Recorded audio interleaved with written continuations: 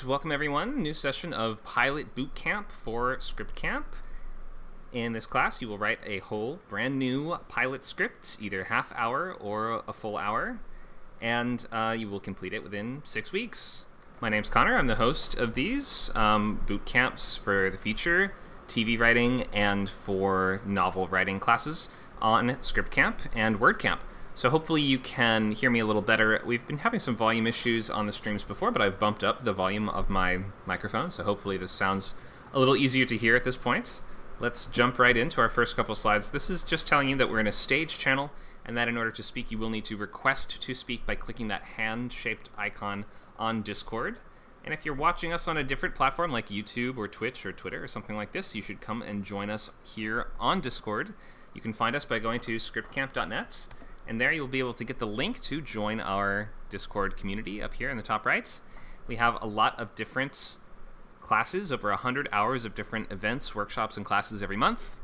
Members, if you sign up, you'll get access to the full boot camps beyond just these free intros. And we have things like Writer's Lab, where you can come ask questions and bring up to 5 pages of anything you're working on for feedback once a week. We have video library access, which we're in the process of overhauling, but we'll give you full videos of recordings of every session that we've done. We have big discounts off of consultations and proofreads, and every month you'll get something called script coins that you can use to spend on things like readings of your script, where you'll get the community together to read your script out loud and give you feedback on it. So we have plenty of ways to get feedback, plenty of ways to participate and to stay involved. And to this whole course, this whole set of servers is intended to help you learn new skills and reach your life goals. We're part of Skill Camp, which includes everything from Script Camp to Word Camp for novel writing, Tune Camp for animation, Code Camp for coding, Lingo Camp for language learning, Design Camp for graphic design, Creator and Film Camp for filmmaking and social media content. And we're adding new stuff all the time. We're trying to energize and set up these new communities and start adding new stuff. So check out Word Camp and Code Camp especially, which is things that we are adding stuff to soon. And we will continue expanding these as we move forward. I teach the weekly boot camps, TV pilot and novel. That's on Fridays, Saturdays, and Sundays, and the occasional other weekly event as well.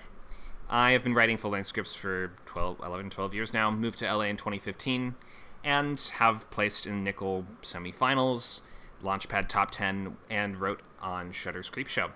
I have been doing this for about 2 years now. We're glad to have so many people here trying to learn to write, learn these fundamental skills to put you on the path to being a writer.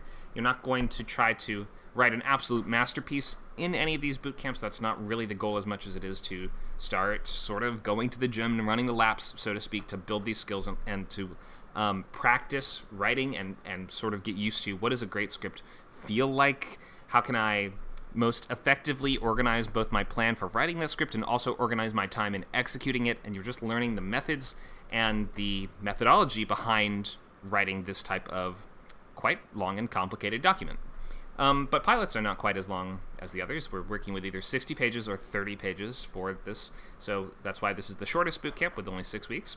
We have novel outline workshop that we're actually adjusting a little bit. We're extending the outlining portion of this class through September 30th, and then we changed the start date of the writing portion of the novel bootcamp to October 14th.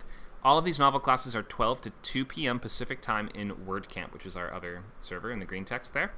We have the pilot bootcamp, which starts.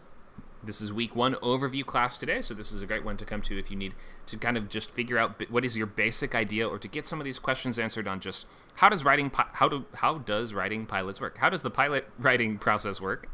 And to get early feedback on your idea to start to shape it and to kind of get an extra head start before week 1, which is also a free class next week, and we'd love to have you guys there for that too. But you will just always benefit from an extra week of work, because 6 weeks is such a fast time frame to write something like this, so it's best if you give yourself that extra setup, that extra feedback at the beginning to get your idea on track and to make sure that everything is good to go as you move forward and try to organize yourself and approach this with a high level of method and craft and careful organization. So we have new boot camps. These dates don't seem correct, but these are the new. These are the time slots for these, at least. So we have Sundays at 10 a.m., Fridays 6 to 8. So this is, I think, actually, let's maybe not look. This slide actually might be wrong in terms of these dates, but what you should just know is that we have Fridays 6 to 8, Sundays 10 to noon, and then Novel Bootcamp is always Saturdays 12 to 2. So let's look at how to join. So you can go to scriptcamp.net and sign up for unlimited membership, which includes access to absolutely everything that we do here. If you get yearly, you're actually saving 40% off the regular price. That's only $19 a month if you buy for the full year all at once. We also have just basic membership, which does not include the boot camps or writers lab, but it does include 4 weekly classes per month and other events and access to that library. We have coaching available as well. You can see all the benefits and costs for that here. So let's start off with weekly overview. So we are in week 0 now. This is that sort of extra get ahead, figure out what you're working on, and get that early feedback kind of class session today. And then in the coming weeks, we have story engine and loglines, where we're going to try to finalize your logline by the end of next week, or the end of next week's class, I should say, so within a week from today if you can. You're going to be working on what we call the sketchbook, so it's just a place to keep and organize all your different ideas, and to be writing down things throughout the class. And I would keep that text document open, keep the sketchbook open, and always be writing down ideas, questions that you have, things you're not sure about, and just be working during the class rather than just, playing Minecraft in the other tab. So so this first week we're doing overview and loglines. Next week we're finalizing loglines and continuing to fill out the sketchbook. And you're going to try to write and finish both the series and pilot loglines, because there are 2 separate ones that we need to worry about in terms of TV. Then week 2 is all outlining, where we're breaking the story. That's going to start September 29th. We're going to work on the story beat summary for that week, which is a full list of all the major scenes of the pilot and the general shape that they're going to occur in. The following week is scene cards, where you're going to expand that story beats outline into a full paragraph for every scene, along with a sort of a page estimate for what pages it's going to take place on, and thus be able to kind of figure out how much space you have, how much room you have to work with, and you can build that really comprehensive roadmap for the whole story. Then, as of the halfway mark, we start writing the script. We do what's called going to pages. Going to pages means you move from pre-writing and outlining to actually formatting, writing dialogue, staging scenes, everything like that, blocking, all this other stuff. You don't need to download any screenwriting software until at least halfway through the class, and there's plenty of free options for you to use, so hopefully no one's using Microsoft Word or something like this. And then once the writing starts, the second half of the course is week 4, first act, week 5, second act, week 6, third act, where in each class we'll cover that portion of the story and lecture, and then as we move through, we will finish by November 3rd. Okay, so we have this slide called Tell Us About Yourself. You can feel free, anyone who'd like to can unmute. Or raise your hand, I should say, or weigh in the text and tell us, what is it that you're trying to accomplish in this class? What do you hope to learn? Is there some particular new goal you're setting for yourself, or some kind of very particular objective that you're trying to accomplish? You can tell us what you've written before, what is your favorite show, or something you're trying to write, something sort of like. Anything like that, feel free to raise a hand and tell us about your goals.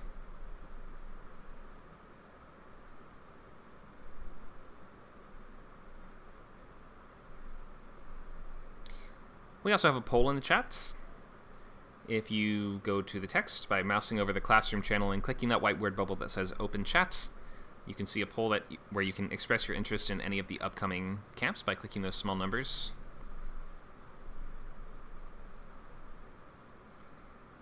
All right, who wants to tell us what their goals are, or what they're working on, or ask any questions that you have at the beginning?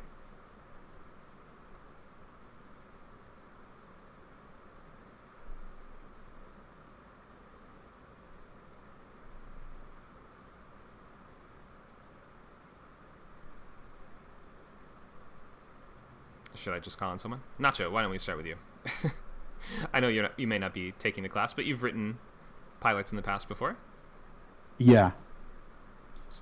Yeah, I had a really tough experience with a script that I wrote a feature in one of the boot camps, and it felt like this could really easily be a show, and I've already got this outline. I just need to tweak it a little bit, and it'll be a 1 hour pilot. And that was not the experience I had. I mean, it's really hard, especially if you're still kind of like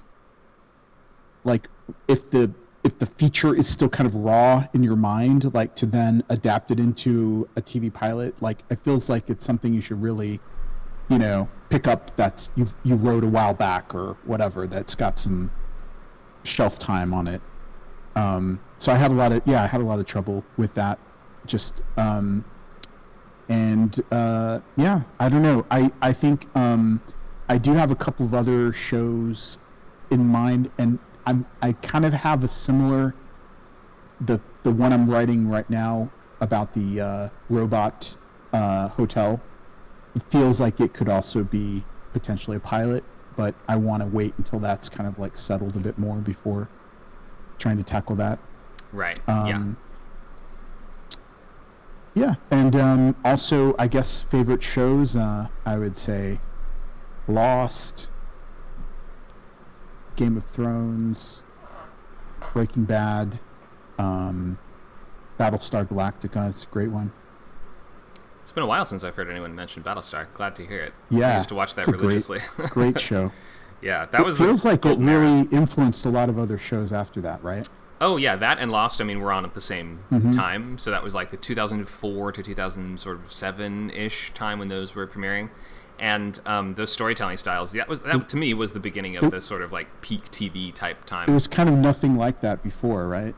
Maybe Twin Peaks or things like that. Occasionally there were things like that, but they really kind of brought it to mainstream network TV, and were really like addictive, and a lot of people were talking about them at work, and like those were really sort of like you want to talk about them with your friends week by week kind of shows that had a great sort of ongoing mystery element to them that was very addictive. Thank you for weighing in, Nacho. Sure. If anyone else would like to tell us what you feel free to raise those hands, people. Tell us what you hope to learn, what your favorite shows are, anything else like that. I can give you a moment if you need to type it in the chat, but feel free to tell us whatever you'd like to share. Here we go. Kev has weighed in to say, favorite shows are The Simpsons and Mad Men. Experience, I do sketch comedy at an improv theater, and goals are trying to learn to tell more meaningful stories while keeping stuff funny. Great. Okay, cool. Kev, that's a good set of goals to have. Very tricky to do. A lot of people think that comedy is one of the hardest things to write because it's so very subjective, whereas drama is like a little bit less subjective. For instance, you could say like a person in a prison camp in a war trying to escape is just an objectively dramatic scenario. There's like, unless you really mess up how that's portrayed, that just is dramatic. But certain things in terms of like comedy premises, not everyone is going to think a comedy premise is funny, and your particular sense of humor is not going to be universal, and it's not going to connect with everyone in the same way that, drama just has this advantage of not needing to lean on something that is as opinion based and culturally based as humor. So yeah, big skill to work on there. Ari says, here to get tips on writing pilots. Great. Good place to be. Cinnamon says, I'd like to learn how the structure of a pilot is different than that of a feature, if any. I know a larger story needs to be begun. Yes, their structure is in some ways super different in that we have a much more limited space to work with. And it is different in the sense that we aren't really telling a complete story necessarily. It's not always going to have that really nice ending that wraps everything up, and we're sort of doing the opposite of that. We're saying there's much more that I'm not going to go into here, but we want you to sort of be hungry for more, as opposed to a feature, which is usually supposed to feel like, this has begun and then ended definitively and satisfyingly. And so pilots are tricky because you're sort of trying to do both of those things at once, and telling that satisfying beginning, middle, and end story, as well as teasing that there's more road to go down and there's more story to unfold. So we're going to write a pilot in 6 weeks. Is it going to be good? No. We're going to move past that idea that any individual script needs to really be good. You have a lot of scripts to write before you get to the really good ones, so we're not going to get preoccupied or stuck in the mud on any one of them. And if you spend yourself taking longer than about 6 months to write any script, then you need to change your process.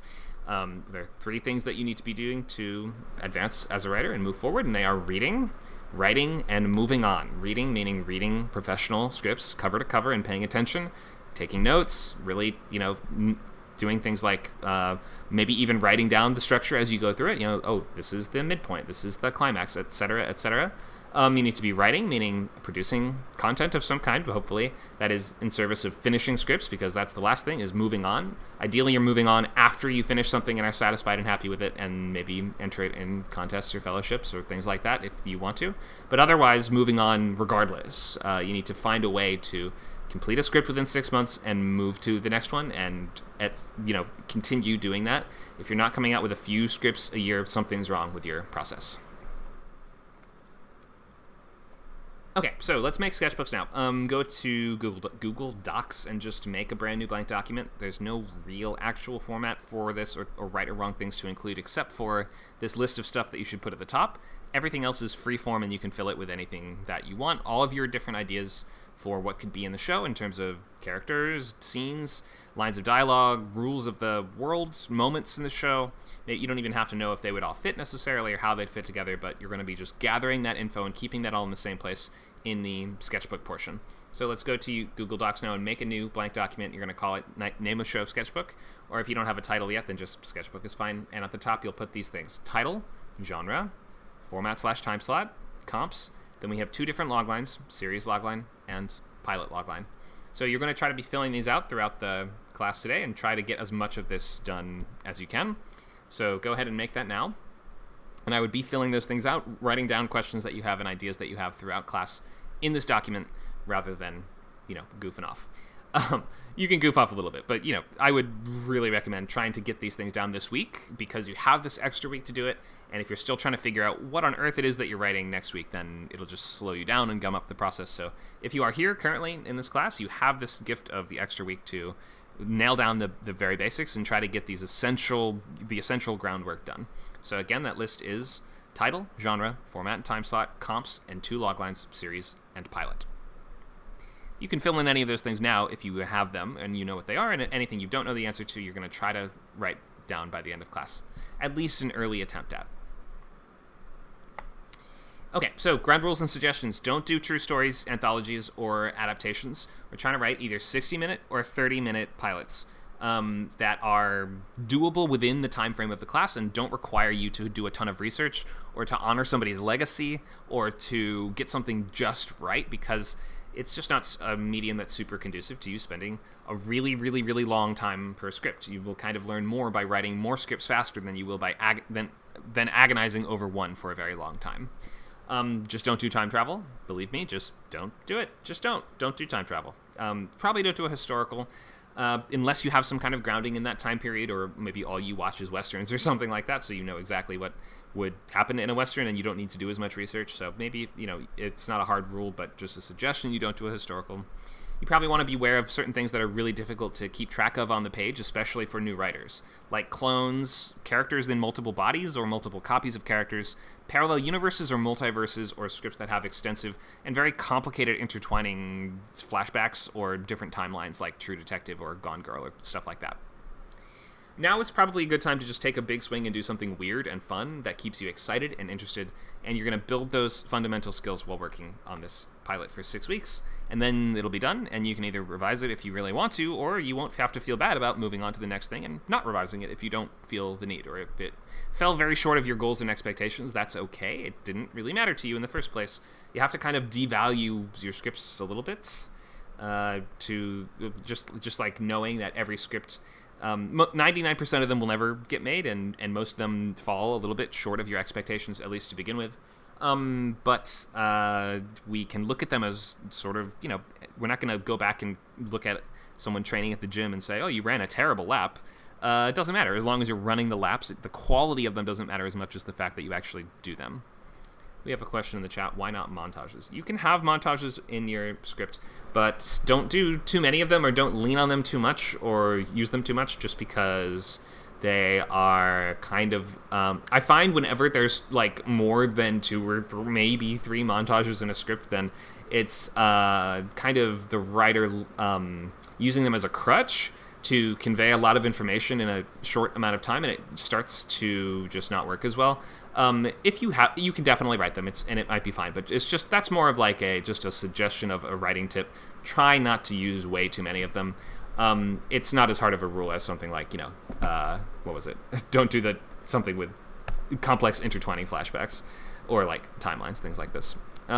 It's not the worst thing in the world. You can really write whatever you want. I'm never going to say you definitely can't write that, unless it's like, I don't know, 600 pages long or something crazy like that, but just trying to make your life as easy as possible.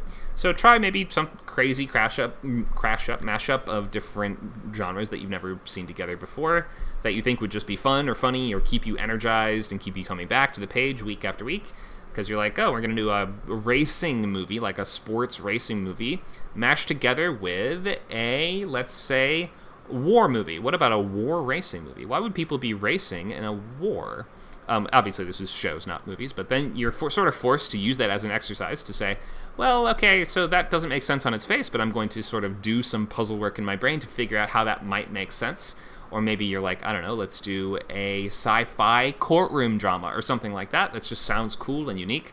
And then just try your best and do as much as you can with it. And when it's done, either you will have something you're happy with that you can come back to and revise, or you'll have something that you tried your best at but didn't turn out as perfect as you would have hoped, and you're fine moving on. But either way, you're getting the scripts done, and that's what's important. Get used to sharing ideas at the early stages with me and with other students, and even though I know a lot of artists are sort of hesitant to do this, but it's difficult to hear big notes at early stages, but less developed notes get more ideas than more developed notes, obviously. And you sort of, especially to work in TV, this is like the most social form of writing that there probably is, and you're going to be stuck in rooms with people having to shoot down ideas, get your ideas shut down and torn apart and reworked all the time. So this is like taking notes and working with people is one of the most essential skills to getting a job in TV.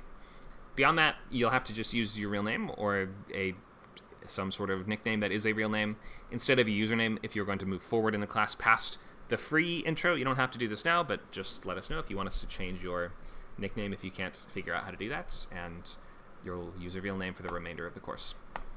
Okay, so basics of TV writing. We have staffs that write shows that are consisting of a hierarchy of writers, staff writers underneath the writing producers, overseen by the showrunner, who's the sort of boss of everything, the head of writing and production. Staffs can vary a lot in terms of number of people on them, everything from just one, like in the European model, it's usually just one person writing a show, or maybe a few, and then limited series, which usually have very few writers as well, all the way up to more than 10 writers on things like big comedies or late night shows. So there's a couple different terms to quickly define. Spec, S-P-E-C, spec, is a weird term that actually refers to a few different things. So in features, a spec is a script that you've written on your own that was not commissioned. In TV, a spec episode is like a fan fiction script of an existing show that's currently on the air. I don't really recommend writing these anymore, and there's not many ways to use them at this point. Most showrunners don't want to read them, and you can only enter them in a few select fellowships. So if you're going to enter like Nickelodeon or something like that, you can write one of these, but I don't recommend it, and we're not doing it in this class. What we are working on are called spec pilots, usually just called pilots, or sometimes called, original pilots or something like that. That's the original first episode of a theoretical show which doesn't exist and almost certainly will never exist. You're going to use that as a writing sample to try to get reads and meetings and to enter contests and fellowships and sort of show off your voice and what you can do and get work. We're not writing this because we're like, this show is going to get made. We're not going into this with the expectation that people are going to pay you for this or any of these things at all. We're trying to get better at the craft of writing pilots, which takes a really, really long time, and pilots are some of the hardest things to write. Even if you are a seasoned professional, you go back to the pilots of a lot of shows, and they are not the best example of the show. They're not the best episode of it. They take a while to find their footing. So even, pros struggle with this, and with the many, many different hats that you have to wear and plates that you have to juggle in order to do this. A couple different ways to get started. You can go the assistant route, which means you have to be in LA, spend a couple years working your way up through the assistant track, and eventually be able to move from office PA to writer's PA to writer's assistant to showrunner's assistant to staff writer. That takes years, and I won't really be able to help much with that because I didn't really do that on my own. The other path is more nebulous. You have to get really good at writing pilots, as well as other stuff like plays, books, stand-up, web shows, features, one-man shows, web series, anything else that can build out your portfolio, get attention, and stand out and show, again, what you can do. Because getting hired for TV is so much about who you are, and also, of course, it's about talent and what you have written, but it's definitely about both of those things. And who you are as a person is considered one of the most important aspects of hiring somebody for TV, considering you're going to be stuck in a room with that person for 15 hours a day for, months to years of your life. You will want to try to enter contests and fellowships in order to get the attention of management. You're going to be able to then query those managers of those contests and fellowships and ask if they'll read other pilots from you. So you have to have a portfolio of different scripts. I would suggest 3 to 5 really, really, really good scripts. There's no point in really getting those meetings unless you have more to show and unless you are that fantastic writer that can then go in and really deliver. And then you have to nail those meetings too, and then you have to work with that manager. And they can help get your pilots out, at which point you can start taking staffing meetings. So there's so many different layers of difficulty and hurdles that you have to jump over to do this, but we acknowledge here that it's a long road, and the important aspects of this are, 1, just get the work done and put the work in, do the reading, do the writing, finish the scripts, put your hours in. And the second thing is you have to be kind of good in a room. Like, social skills are really important too. So you're good at receiving notes and giving really high quality notes too, so that you are able to quickly assess ideas, take them apart, have some parts of them, that work and some parts that don't, and be able to stitch them back together in a coherent shape, riffing off of other people and collaborating and being nice and agreeable, while also being sharp enough to identify when something's not working. So you need a thick skin for this. You will get yelled at in the TV room and things like this, so I would just expect that this is a high stress, long hours, very, very social job. But in order to get there, we have to do the first step, which is actually get really good at writing pilots. But we don't really care if any one script is a masterpiece or not, because you have a whole road to build. We don't really have to worry about whether every brick is a masterpiece. So we're going to start with loglines. Hopefully everyone has been working on Sketchbook and filling out just those things that you have. And I'm going to just return to that list just to remind you guys. So we are filling out at the top of Sketchbook. We have, sorry, I'm trying to find the right slide. We have,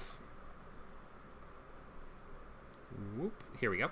Title, genre, format/time slot, comps, series logline, and pilot logline. So if you maybe have some ideas for those, you can fill them in now. If not, we're going to go through the other elements of this and be able to answer any questions that you have on these. And then at the halfway mark of the class, you're going to share what you have, and I can give you that early feedback to help make sure you're on the right track, and also answer any questions you have or give you suggestions or whatever else you need on just the early work that you have done. Okay, so let's start with title. Does title matter that much at this point? No. Titles change a lot, and it should be something that ideally sort of sums up what is the hook of your show, what is the world of this, something like that. But at the end of the day, it might change. It may not really ultimately be the thing that you started out with, so just use a placeholder if you can't think of anything else. But ideally, a title will excite people and make them go, oh, I have to check that out, or that perfectly explains to me what the show is. From that, I definitely know the type of experience that I'm in for. So that's helpful if it makes you feel those things, but don't worry way too much about title at the moment.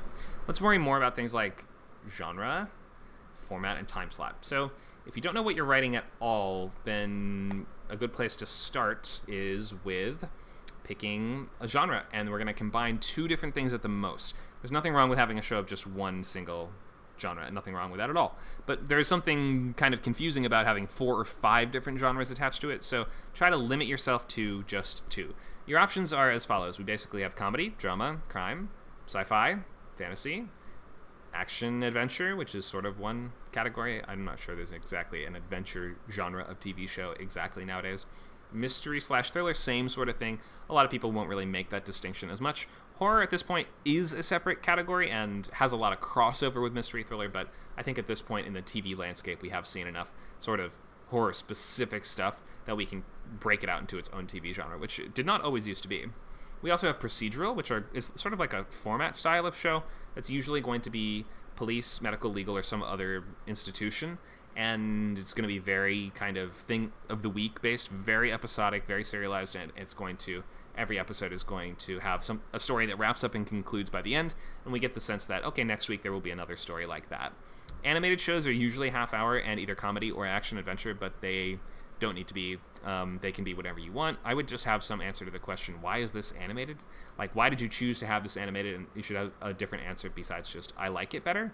We could, if you're going to have an animated show, you can do things that aren't possible in real life or would be way too expensive in real life. Or maybe you have characters that have some kind of interesting interiority to them that can only really be expressed through more abstract imagery, like, going into the characters' minds, or something like Big Mouth, where we sort of take ideas and characterize them in the world, like we have these monster characters that follow the kids around, or kind of just less realistic, more exaggerated stuff like that. I would have some kind of answer to the question, why is this animated? All right, so any questions about genre or what genre your particular thing fits into, or the rules or expectations of any of these genres before we go forward anymore?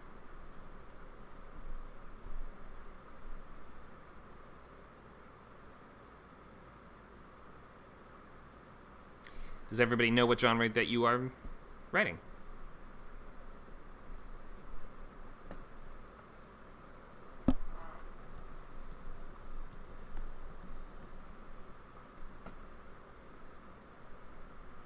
Looks like we have a hand raised. Go ahead. Oh, can you hear me? Yep, I hear you. Go right ahead. Oh, I didn't realize there is a chat window. I didn't have it showing, and I was wondering how to answer the question. Oh, well, this works. You can raise your hand like this, or you can, if you mouse over the classroom voice channel, you can see a small white word bubble that says open chat, and if you click that, it should show up on the right-hand side of your Discord window. Yeah, I got it now. Okay. So that's how you want us to answer whenever you're asking questions. It's usually by the chat. Yeah, either way. Okay. Yeah, you can either raise a hand or you can use the text. All right. Now, I'm just, as I'm speaking now, I'm doing comedy. Comedy. Okay, got it. Cool. So no questions about genre? Everything makes sense? Oh, yeah. Mm-hmm. I'm busy taking notes. Lots of notes. Perfect. All right, you're all set then. Oh, look, she left the room by accident. Oh, there she is. Okay. All right, so thank you for that. If there's no other questions, then we will move ahead. So we've done title, genre. Now we're going to look at comps. So I would usually try to think of this. You don't have to do this. This is not an exact science. But it has been helpful for me to think of it as the world of the first thing with the tone, style, or approach of the second thing. So, for instance, let's say we want to do a comedy about bank robbers, right? Okay, so we're going to pick the first thing, and we're going to say it's Heat, the Michael Mann movie Heat. You can use a movie as one of your comps, too. One of your comps needs to be a TV show, but the other one can be basically whatever you want. It could be a movie or even a video game we've seen sometimes, or things like this. So if we're going to pick the world of the first thing, let's say my show is going to be bank robber comedy, we'll do Heat meets Brooklyn Nine-Nine. Okay, I totally see what that would be. It's like a lighthearted, sort of sitcom-style show about robbers instead of criminals. I get the world of Heat with the tone, style, or approach of Brooklyn Nine-Nine. So hopefully that makes sense, and you can use that if you're not sure how else to do it. You don't always need to do that or use that, but that is just a useful first thing to try. Comps tend to skew more towards movies or shows that are recent and popular or are on screen right now. If it's something from like more than 20 years ago that you don't think people will remember, you won't like earn bonus points for picking something that no one knows. So try to pick something that you think people will know, stuff that is kind of more iconic or well remembered. It doesn't really matter if you use that. Like if one of your comps is like a Hitchcock movie, people probably know that and it's not a big deal to use it, or like Back to the Future or something like that. It's just really, really well known. You can always use those.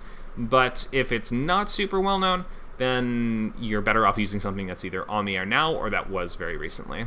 So just don't be obscure or try to like show off with this. Don't try to impress everybody with the complex, abstract Dutch art film that you're comping or whatever it is. And what else? So we've done title, genre, comps. let's go into format and time slot, and then we will go into logline. And of course, if you have questions about comps, you can feel free to raise a hand or to use the text chat, and I will answer the questions as we go. Here's a question in the chat. Is there a list of what they're looking for? I'm not sure who you mean by they in this case. This would be, so a list of, I'm not quite sure. Yeah, maybe you can clarify what you mean exactly there. Producers. Okay. Is there a list of what producers are looking for? You mean in terms of like right now what the market is looking for? Well, the entertainment industry is on strike right now. So right now they're looking for nothing. There's no movies or shows being produced at the moment. In terms of like guidelines for writing comps, is that what you mean? Like sort of types of or like how to choose comps or something like this?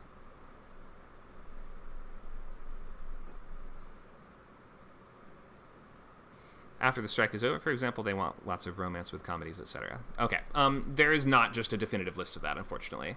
That's actually pretty hard to suss out sometimes, and it's not super public what different production companies are looking for. That's why you need to get reps, like managers, ideally, to start with, and agents, because those people are really tuned into what these different relationships they have with different production companies, what those relationships are looking for.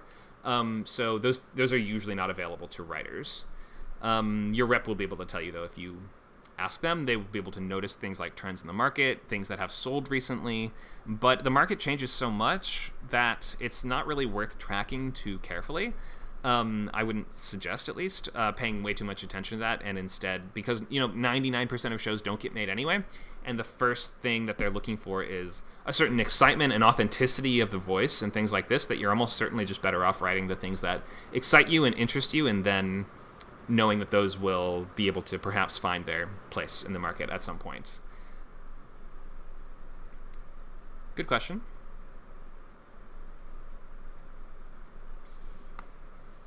Let's go into format and format and time slot, and then we will do log lines. So format and time slot. Your options are 30-minute or 60-minute. A 30-minute pilot is 30 to 35 pages long. A 60-minute pilot is 60 to 65 pages long.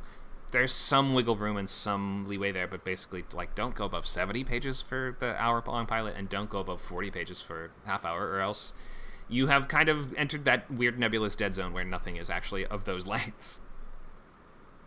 Limited series pilots can sometimes be 70 pages.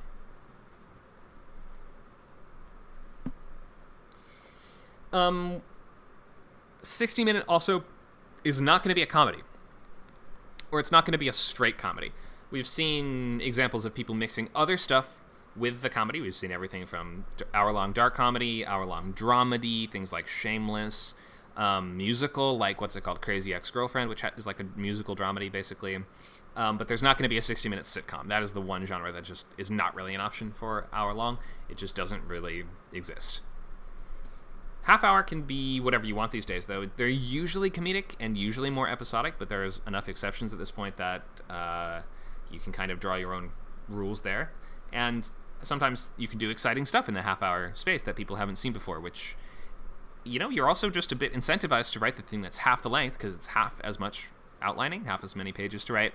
And if you're trying to decide between different topics and different time slots, half hour is easier because there's half as much of it. So I would pick that if you aren't sure.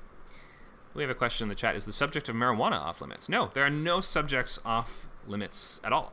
In fact, we've seen some huge, very popular TV shows that involve drug dealers as the main characters in the past couple of years. We've seen shows like Law & Order SVU that are about cops that tackle the darkest, most horrible cases ever in the entire world that are sort of based on true stories. There's really no limits in terms of content or like maturity level of the thing that you can write, especially if it's intended to be one of these more prestige premium cable type shows like HBO or FX or Showtime, these things like this.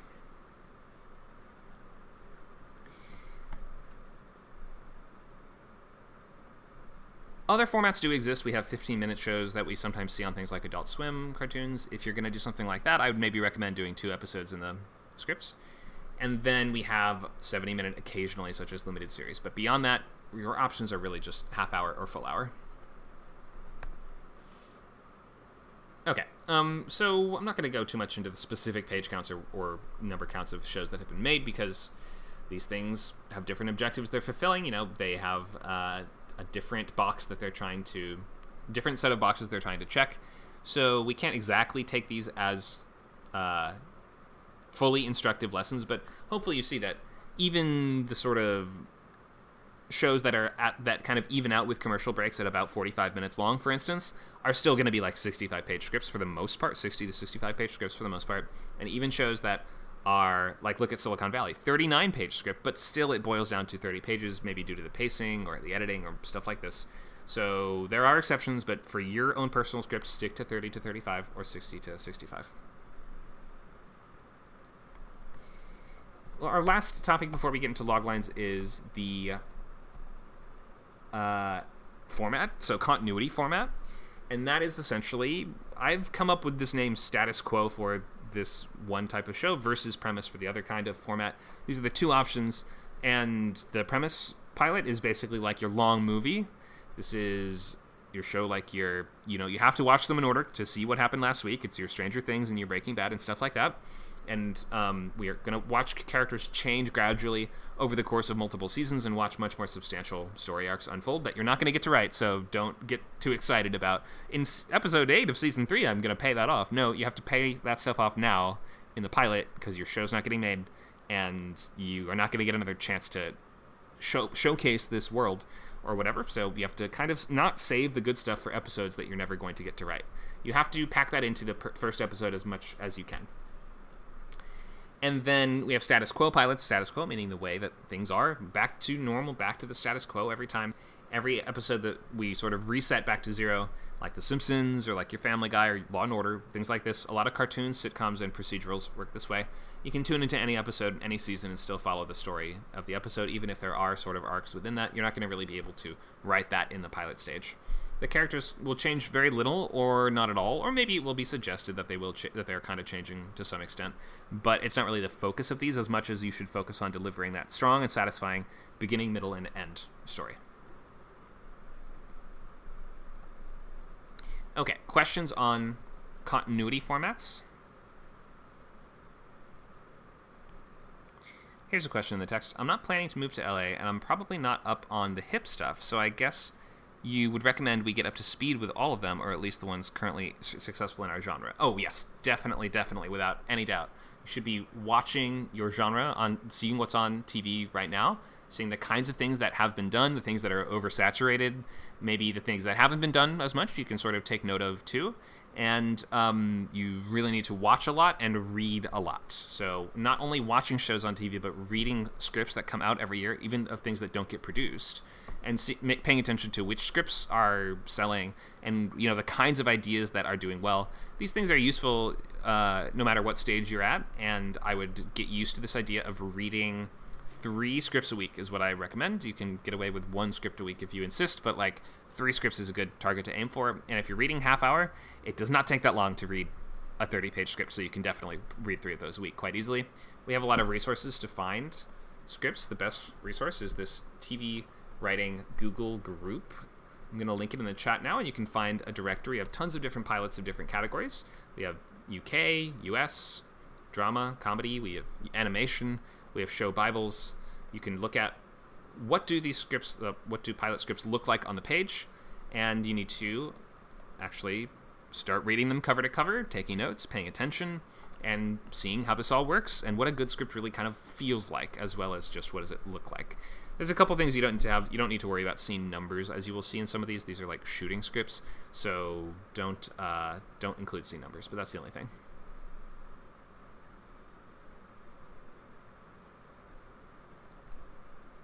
Okay, so reading, writing, moving on. Those are our 3 major objectives and things you need to be constantly doing. Let me just double check. No one has any questions about format, time slot, genre, or anything else we've talked about so far before we get to logline.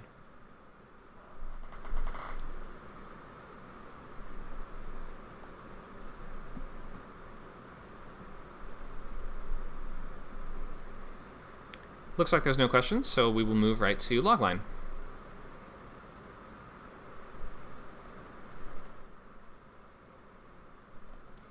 Okay, so people kind of drive themselves crazy with loglines, and a lot of people really struggle with this.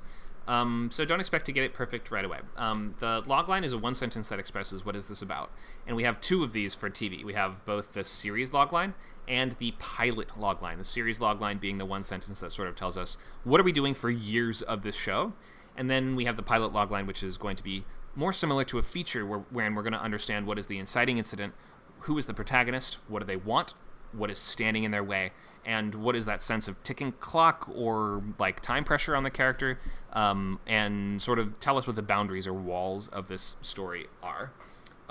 So we're going to look at examples of both of these, but just I would write down have spaces for both of these things on your sketchbook and be filling these out as best you can as you move forward.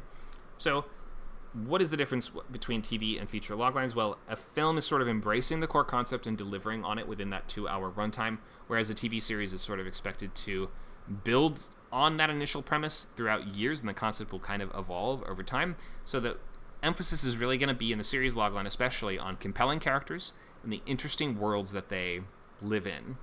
Whereas the pilot logline is going to be more like, okay, this specific first episode, this character needs to do this thing by this time. What are we trying to do? So we're trying to imply a show that is visual and about people doing stuff, not about people sitting around talking about, discussing, or thinking about stuff.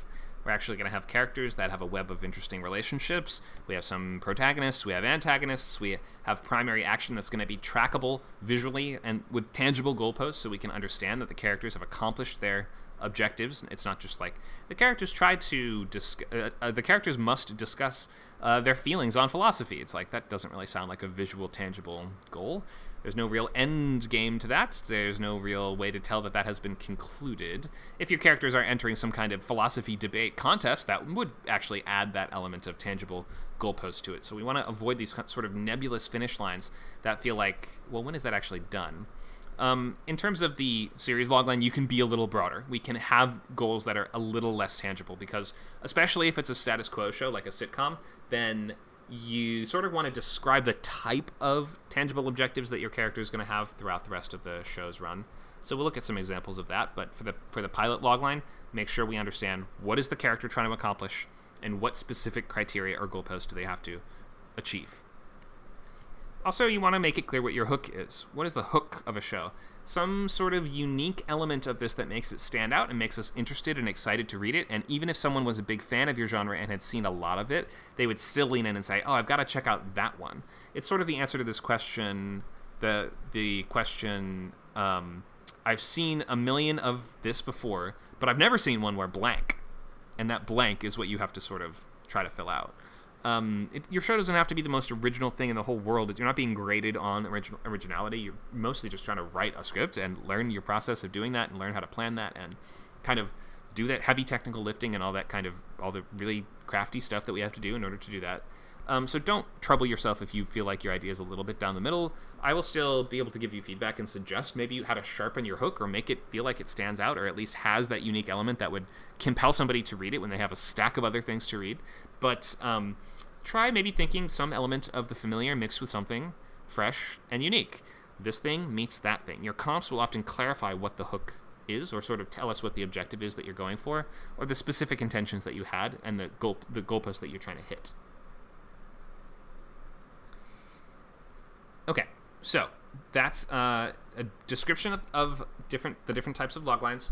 The series logline needs to really make it clear what your story engine is. The story engine is not something you need to write down. It's not exactly something that has a format to it, but it's more like an amalgamation of different elements that make it clear how this is going to generate stories for years. And if you want people to spend millions of dollars on your show, which it takes dozens to hundreds of millions of dollars to make a show for many years, then it needs to feel like there is interesting dynamics between the characters that are going to continue to create conflict. We have longer term goals for your characters in terms of a premise show or in the terms of in a status quo show. It feels like there are interesting enough characters that have a strong enough dynamic that I can imagine future episodes that have a similar setup to this one or that are going to exist in the same world even if they aren't going to be continuing those threads from that first story. You actually do want to wrap everything up at the end of that episode, but it should still feel like next week there will be more of this. So that's what a story engine is. It's a combination of character dynamics, conflicts, and things that will just continue creating problems for your characters to solve and interesting ways for them to solve those problems.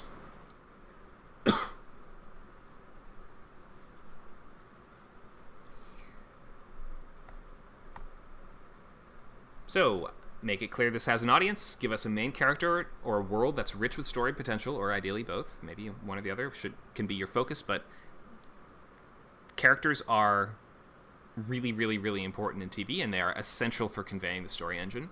You want to clearly delineate and know the difference between premise and status quo, and it should be obvious in your show.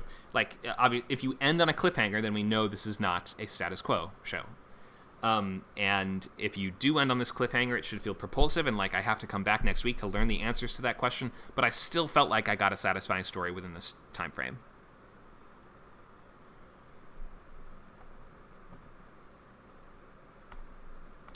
Okay, so that's the basics of loglines too. Let's look at some examples. Here's some series loglines. We have 2 crime dramas and a status quo comedy. The crime dramas are premise shows. So let's start with just everybody's favorite show, Breaking Bad. A high school chemistry teacher diagnosed with inoperable lung cancer turns to manufacturing and selling meth to secure his family's future. So for this one, I would probably I feel like this was on a different slide as well, and I adjusted. Were there 2 copies of this slide in this presentation for some reason? There was. Okay, so here's the I've just adjusted it slightly. Diagnosed with lung cancer, a meek chemistry teacher turns to manufacturing and selling meth to secure his family's future. Okay, so we've described the main character, a meek chemistry teacher. So we have this guy completely fish out of water in this dangerous situation where he's in over his head, but he has an interesting approach or method to solving that problem in that he is a chemistry teacher. Unlike all the other drug dealers in this world, he actually comes at this from an academic background. He knows how to make chemically perfect meth, and he uses science to solve his drug dealer problems. We have this guy meets that thing. We have this world meets that world. Really simple, basic, easy premise. And it feels like that could last for years, and I can see the character journey. I can see this guy turning from the thing I've listed him as at the beginning, a meek chemistry teacher, and he's going to become the opposite of that, which is, a drug dealing badass or monster, depending on your point of view. Of course, he's not a great guy, so really a tragic downfall type of story ultimately.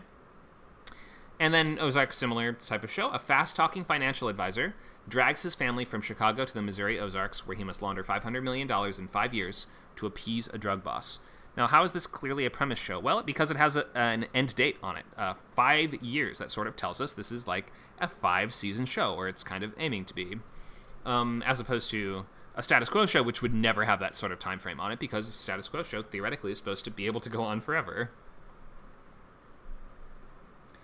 And then we have this status quo comedy where the series loglines are going to look a little different. You can see that the goal is a little more nebulous. It's more describing a type of situation that rather than giving us a specific situation.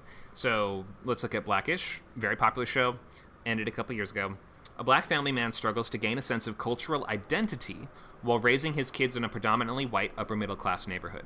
It still feels like that could eventually be accomplished, but it's so much less tangible than the other ones that you can sort of see how that's like going to last for many years and describe many, many, many different types of situations, but it's still specific in the sense of we know who the main character is, what he's struggling with, and what the sort of web of character dynamics is going to be like. It's going to be about a dad and his kids. I don't remember if he has a wife in the show or not, but in any case, in this, whatever this logline is for it sort of suggests that his family is going to be the central cast of characters, and that we know the types of situations that they're going to be involved in.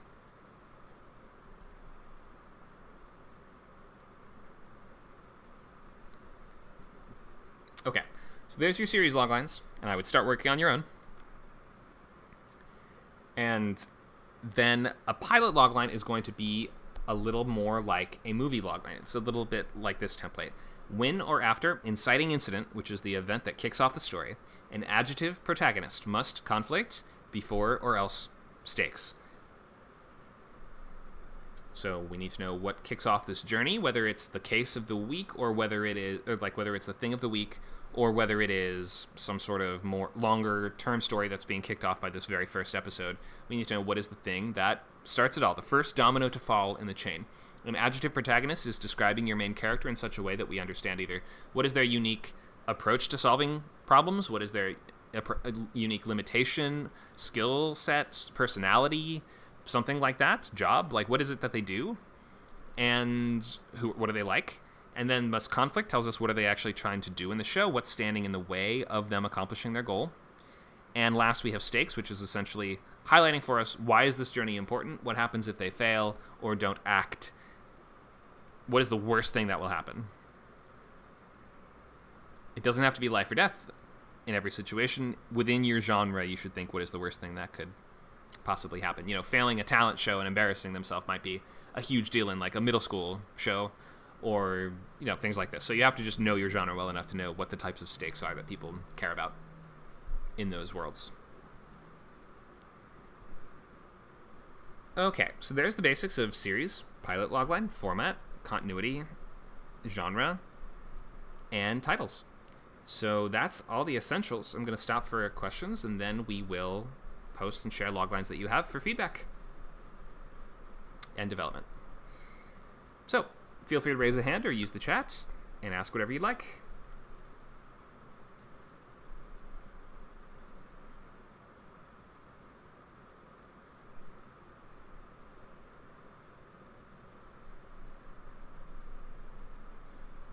Kev says, can I show the series logline template again?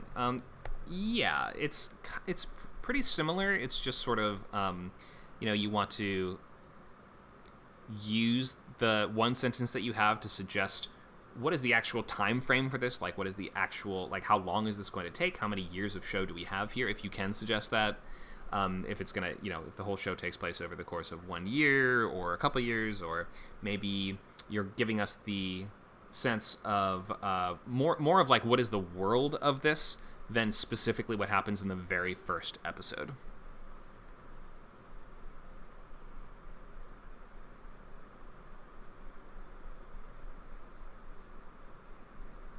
So there's no separate template for series logline, but we do have these great examples at least. And I'm going to link the slideshow in the chat so you guys can browse these on your own.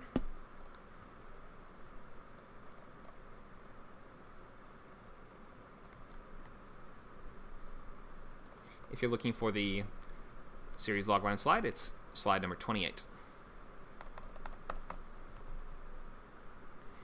All right, I'll take more questions, and then we will share and give feedback.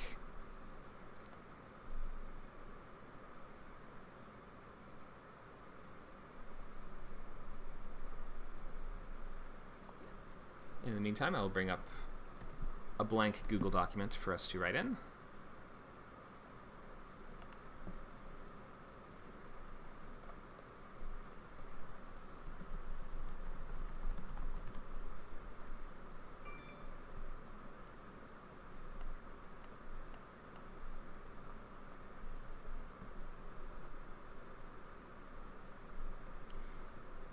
All right. So I see one person is typing a question. So here it is. Does the goal stated in the series logline need to be clear in the first episode? Like for Ozark, does it need to be stated in first episode, launder $5 million in 5 years? Or can it be just like he's doing a crime and will clearly need to launder some money and get out of major trouble, and the specific goal will develop as the series goes? Almost always you actually have to make that clear in the pilot. And especially if we consider that you're not going to get to write more episodes, then the pilot is all you have. And the pilot is like a sales pitch for the rest of the show. It's almost like a trailer for the rest of the show. That's why we have the characters actually establishing their main goal and doing the thing that you promised they would do in the show in the pilot. So like read so many pilots where imagine like Breaking Bad, but Walter at the very end of the pilot would go and contact Jesse and be like, hey, we're going to go cook meth together. And then the writer will be like, well, yeah, no, that happens in episode 3. When that's actually not how you should do that at all. That should be like, the thing that is in the log line should basically be kicking in by the midpoint. And that should be like the meat and potatoes of the show, not a promise that you won't get to fulfill later on. So you have to actually do that heavy lifting and hard work of setting up what is the show and where is it going in the pilot. Good question, though.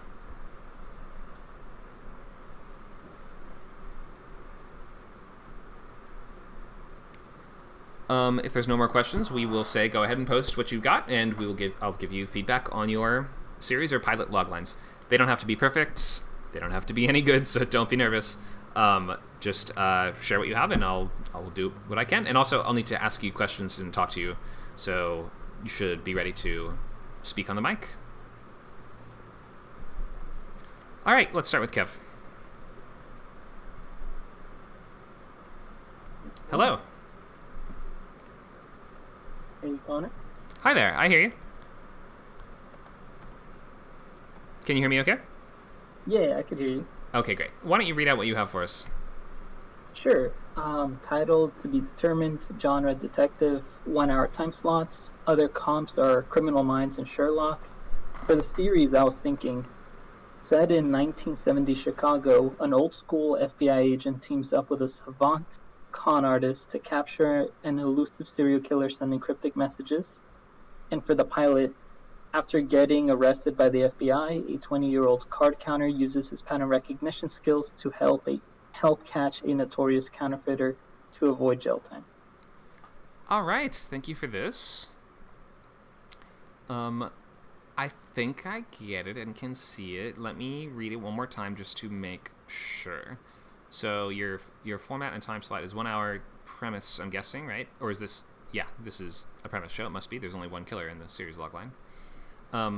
Comps are Criminal Minds and Sherlock. Okay, that's a procedural and a... Sherlock is almost a procedural, but not quite. Is this a procedural or no? Yeah, I was thinking like Sherlock, where every episode has a different case, but there's the arch of catching, what's his name, Moriarty? Yeah, so it combines both. Okay, but... if that's the case, then you're going to have to use your series logline to illustrate how there's going to be more than one bad guy. Right now, you just have it. You're telling us that he's sending cryptic messages, but that doesn't sound like that's going to generate a story engine and like years of show. Whereas if it's like he's building a network of serial killers that work for him. I think they did that show. It had Kevin Bacon in it. It was called what was that called? It was about like a cult of murderers, basically. Yeah, you want to clarify how there's going to be more antagonists and how this is going to be. Like, are we really going to chase one killer for years and years and years?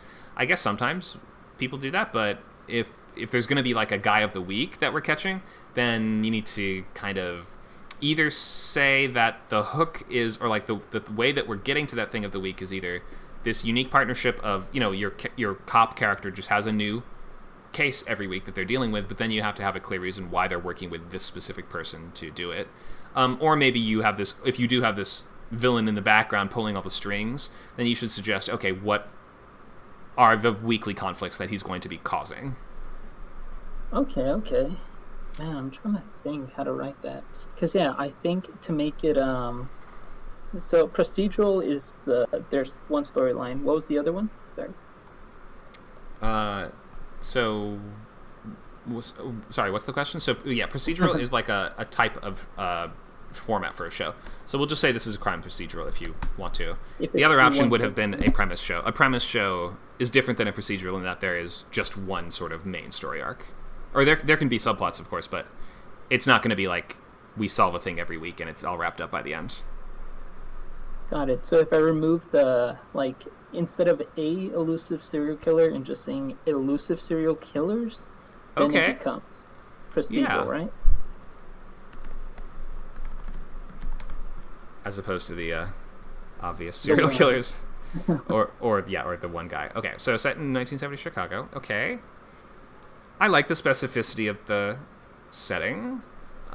It could be a little even more specific, perhaps. You know, if you're like set in the Irish American district of Chicago, or something. If there's like more cultural nuance you can portray, then go for it. If not, then I get it and it's fine. An old school FBI agent, okay, teams up with a savant con artist to catch killers. Okay, it works. The series logline, it does work. I'm not clear why they'd have to do that. But lots of these shows have kind of odd pair-ups of characters, and then again, your pilot logline does go ahead to clarify that a little. Let me read that one. After getting arrested by the FBI, a 20-year-old card counter. 20. I guess it is important that he's that young, but if you only have one term to describe somebody, you only have room for one term, you might think a little more in terms of his personality. Like the fact that he's 20 years old, does that make him particularly, I don't know, like... Is he sort of impulsive and naive or something like that? You know what I mean? Like I would maybe pick character traits rather than just their age. Got it. What would you call the period after teenager? A young adult? We don't really have a word for it. Yeah, I mean, if he's a college student, then that's one thing. But if he's not actually a student, then you could say young man. But that kind of could mean a couple different things. I would just not really. I would just pick a different word. I just wouldn't use the term. Like, his age doesn't seem that important for the story. And then he uses his pattern recognition skills to help catch a notorious counterfeiter to avoid jail time. I think that works great. I totally get why a card counter con artist would be able to recognize patterns in things. And that sort of didn't make sense at first, but now that I've read this pilot logline, I pretty much get it. And we're sort of doing this. I mean, it's a very kind of down the middle, the sort of crime procedural premise that we've seen a million of these before, but at the same time it works. We know why there's a lot of shows like this, because having this odd couple central dynamic where we have a cop working with somebody that's not a cop that brings a unique skill set to it is a tried and true formula for a show. So I think your pilot logline is working really well. Yeah, I think I could just, phrase it better. Yeah, just look at describing the character a little bit differently. So the age not really mattering as much as the personality or the character traits that they're struggling with, unique limitations or unique skills that they have, things like that. But I definitely get the basics, and this feels like a show. I can see it. Yeah, to be honest, I cobbled together Catch Me If You Can, Silence of the Lambs. They all have that very similar, a criminal helps out the FBI. Yeah. That's basically what it is. There's a million movies and shows like that. It's fine. Don't worry too much. The setting sounds cool, and you can find a way to bring your own unique spin to it. Cool. Any questions? Yeah. So other than wording, what do you think could I improve on? On which one? Go ahead. Also, do you feel the series and pilot logline connect well? Yeah, I definitely do. So just the things that I've mentioned so far, I think I've covered pretty much all of it. So for the series logline, just clarify we changed it from that one killer to lots of different killers. And then the pilot logline, just describe your characters a little better. I think you'll be in good shape. Cool. Thanks, Conor. Thank you. All right, we have time for more. Love Letter, did you post one here? Is this a series logline that you posted in the chat that you want to share?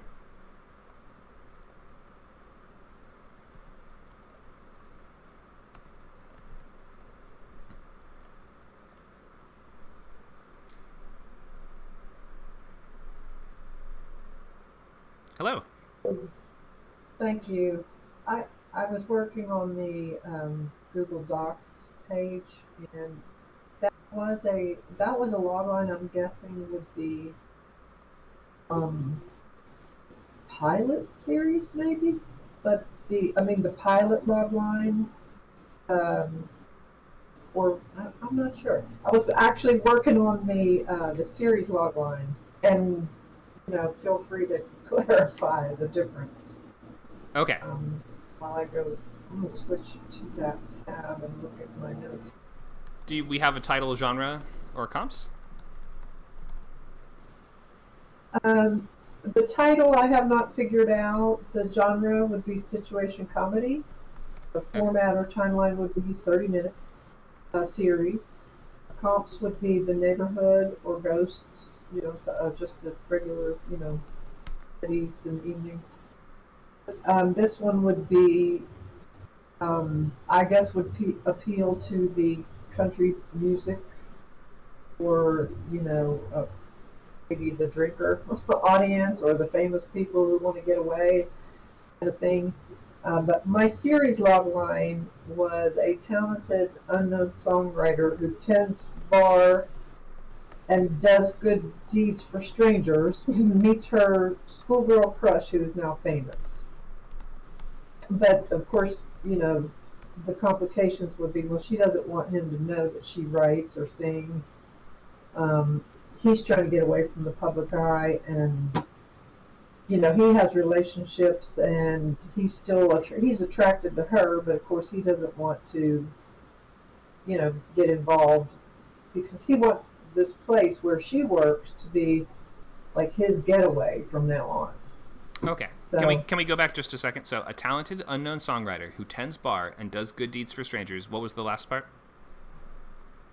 meets her schoolgirl crush, who is now famous.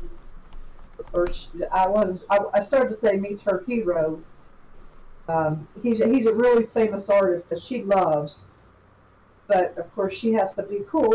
She's working and she doesn't want to scare him off. He's trying to get away from all those people that are like always, I love you, I love you. So, fans are. so this is the series logline, right? So this is the whole show, and then you'll have to come. You don't have to do the pilot logline right now. You can work on that this week if you want to. But so, go ahead. I was going to say that I think this pilot logline would be when the first one that I wrote. Well, he walks into this place and he's like, "Oh, I love this place. This is going to be my new getaway." And then,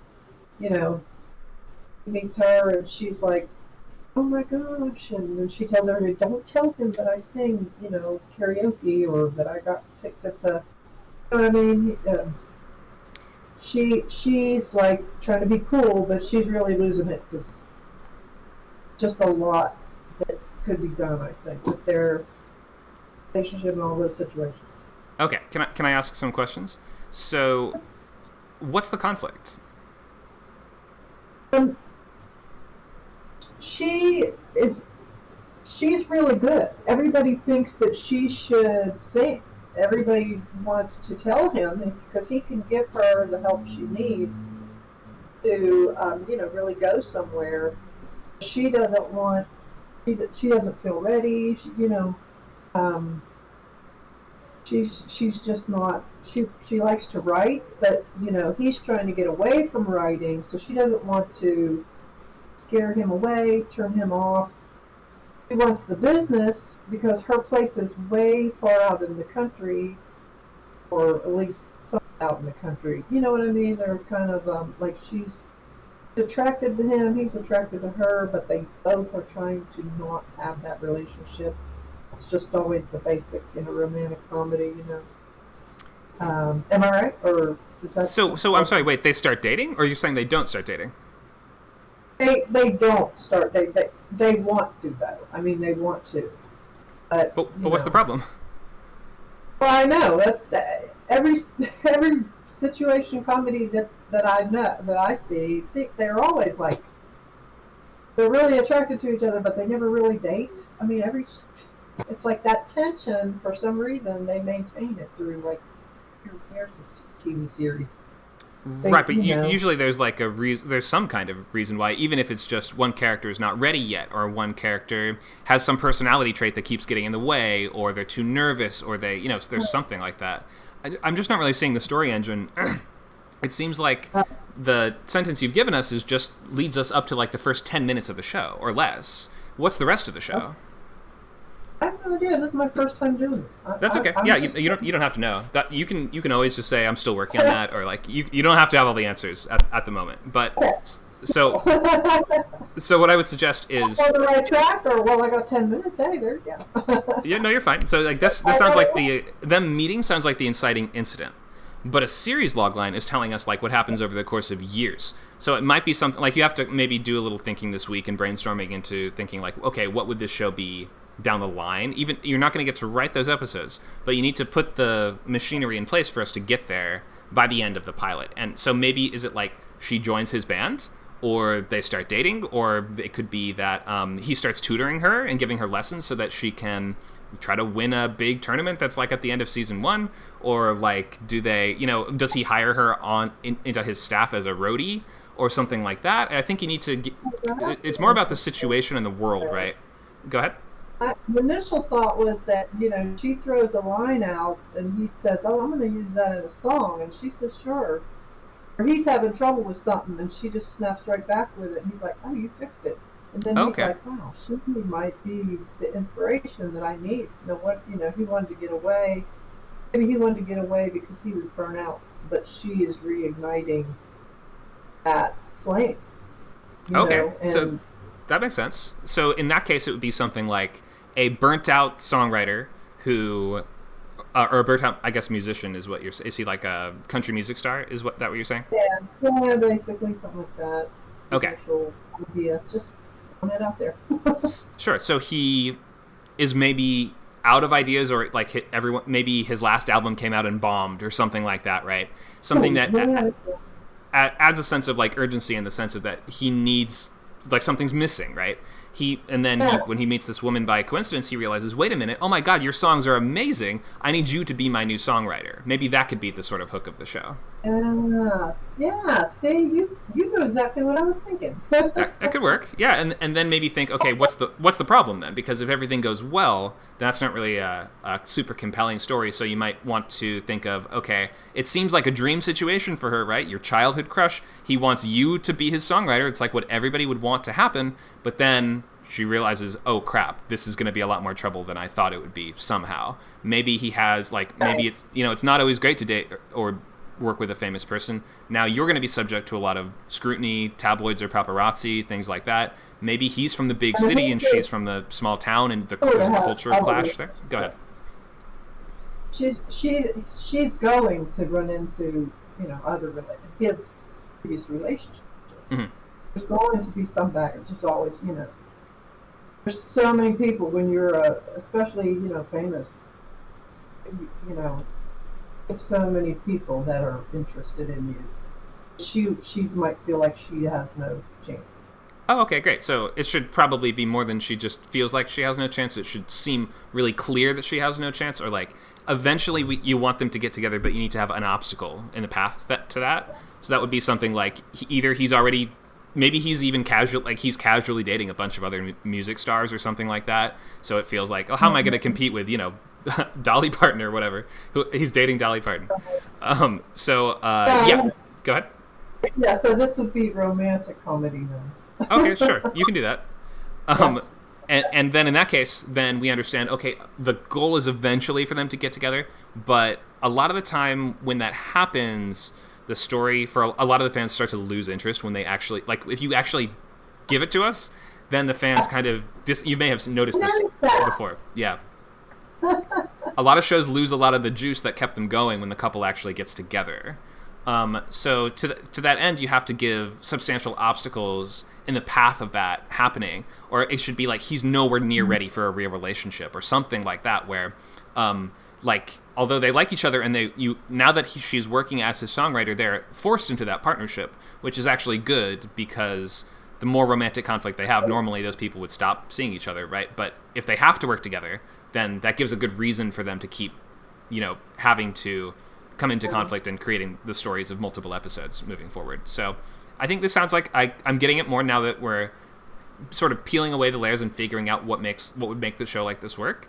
So you don't have to fix it. You don't have to make it perfect right now, but just like over the course of this week, think how you would maybe reframe the series logline a little bit more in those terms. So he needs this for some reason, right?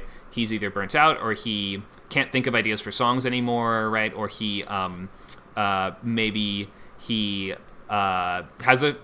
he had an injury or something. He can't write or can't play the guitar anymore, something like that.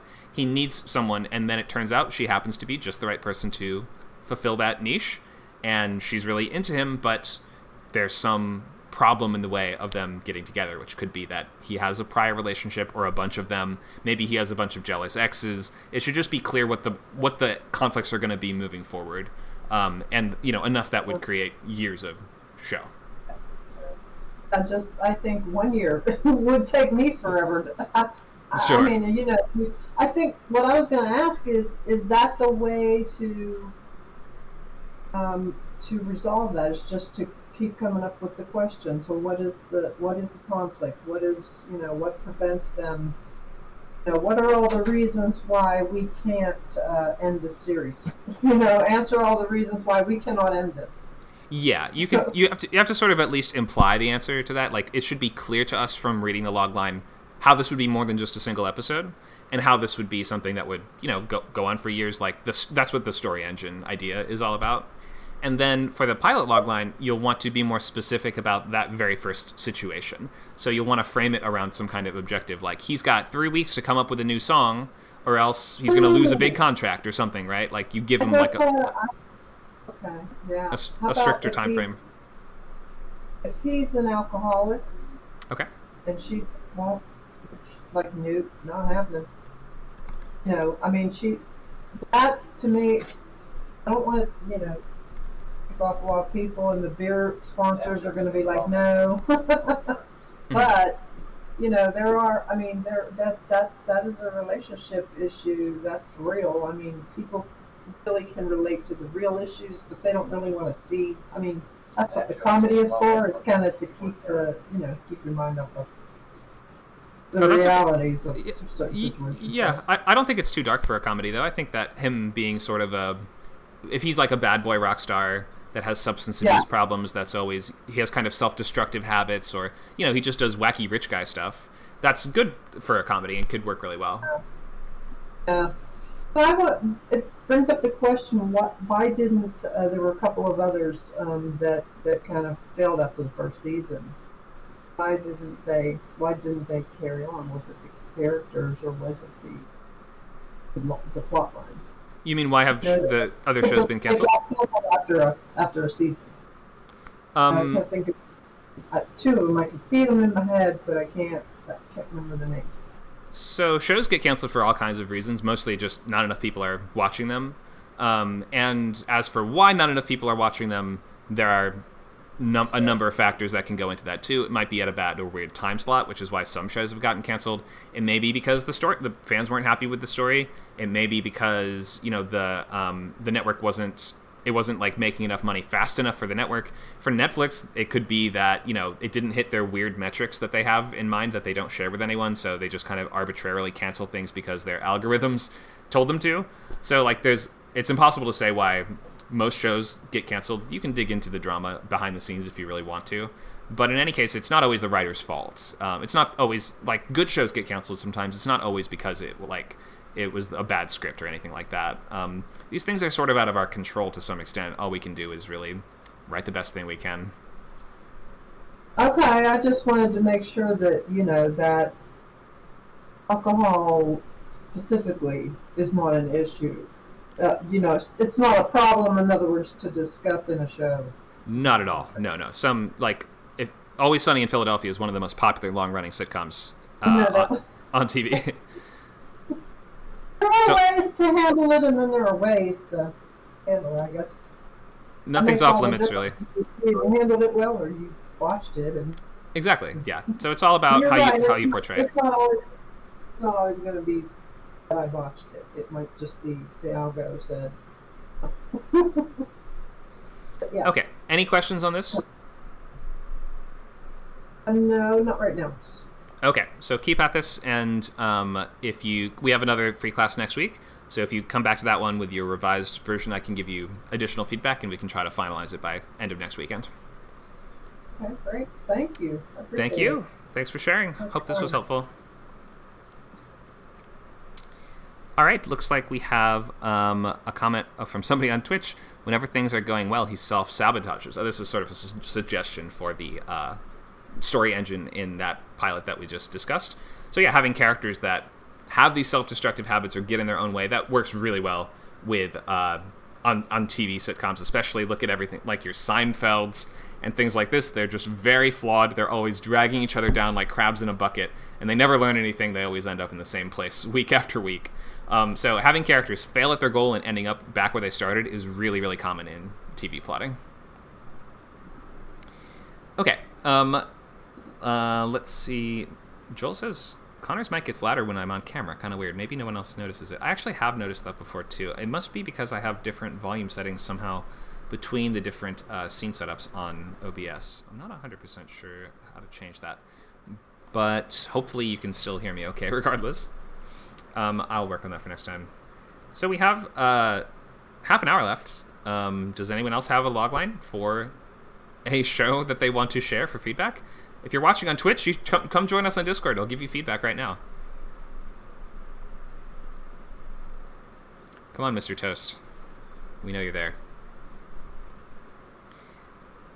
I don't think there's any more in the chat, so I'll also just open this up to questions on anything you guys would like to know about in terms of what we talked about today, or the upcoming course.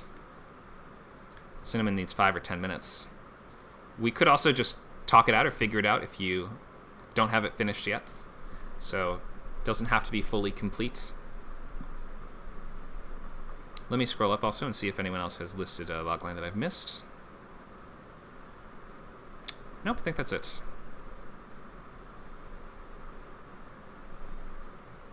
All right, so floor is open to talking through problems, asking questions, or getting feedback on show ideas. Mr. Toast says, I'm here. Hi, Mr. Toast. If you have a logline to share, I'd be glad to give you feedback on it.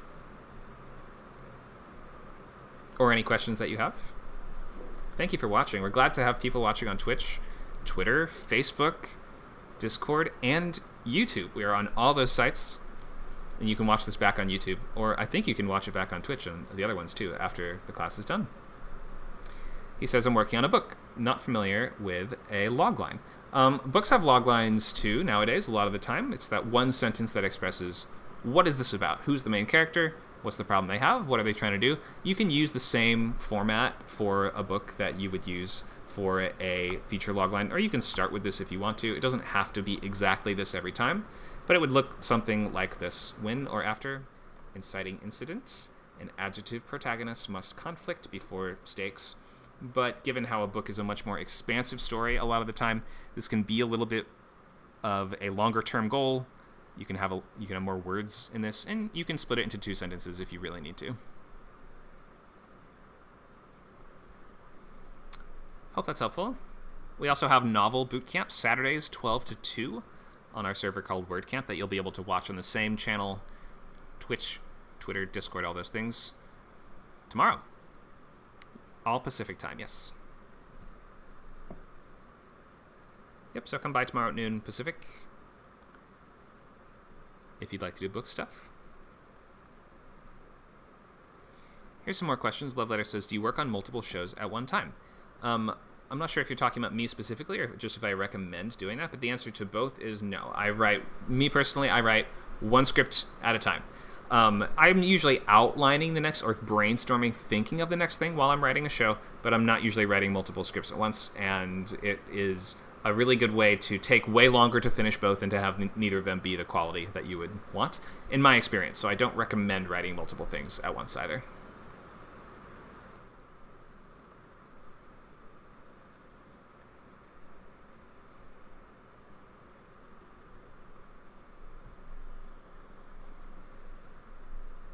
All right, anyone can feel free to raise a hand and ask a question, talk through an idea, or you can use the text chats, or maybe we can end early today if no one has anything else.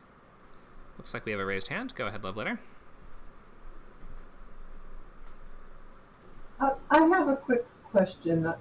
I had that idea I mentioned for a Young Sheldon episode, but it's probably like maybe in the very near future.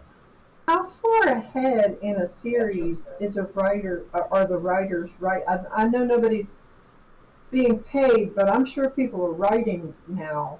You know, they may not be sharing it yet with the producers, but I mean, I would still be working, even though I'm not getting paid, is my point. And I'm wondering if those episodes are already written. Like, how far ahead are they already written? You mean during the strike right now? In general, yeah, in general. Not necessarily during the strike, but in other words, if I come up with, like in between seasons, like last season ended on a cliffhanger, and I have, like, here's what I think is going to be first episode of the next season, is it already too late because the next season's already in the can, or? Well, so you mean in terms of writing a spec episode of that show? Yeah. So I mean, when you write go ahead. I would still write it, but you know, it's probably already done. Am I right to assume that? Well, no. So right now during the strike, no one knows exactly what writers are doing in their own house, like on their own time. Maybe some writers are working on stuff, but staffs aren't really meeting, and TV shows are not being written at this current moment. Normally, they do write at least a majority of the episodes before the show starts filming, if that's, I think, what you're maybe asking as well. And it depends, like, especially for sitcoms with big season orders, sometimes they get like half of them done and then they're writing the rest of the episodes as the show is filming. But usually they have at least half done first. But in any case, if you're talking about writing a spec for a show, I wouldn't pick one that needs to fit into the continuity very specifically. I would pick an episode that sort of feels like it could fit anytime into that show using, like, I know that's difficult with some shows, but maybe pick like a side character that is not necessarily always the focus and maybe bring them to the forefront a little bit more. I would just choose a premise for a spec episode that doesn't rely on the current storyline of that show.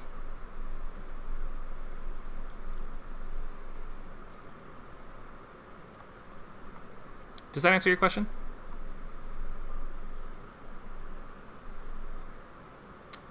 Oh, maybe she stepped away.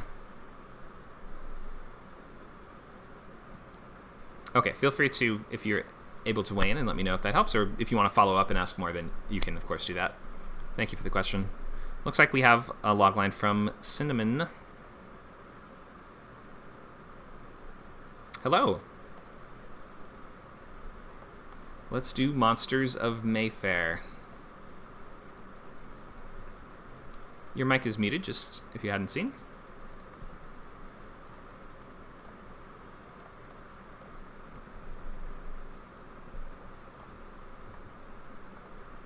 Can you hear us okay, Cinnamon?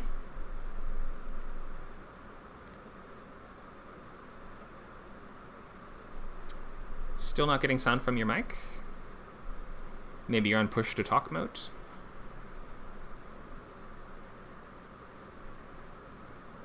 Or the mic may not be plugged in properly. You may need to try reconnecting, or you can join on your phone, which usually works pretty well.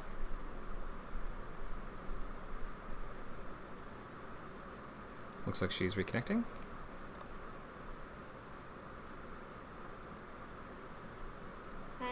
Hi, there you are. All right, Monsters of Mayfair. Why don't you read this out for us? The elegant world of Regency London society conceals the secret battle between supernatural beings vying for power. An impoverished, ostracized family strives to come out on top, navigating love, lies, lords, and lethal consequences. I like that part. I don't like what I wrote for the pilot one, but I couldn't figure it out anyway. Okay, can you read that too?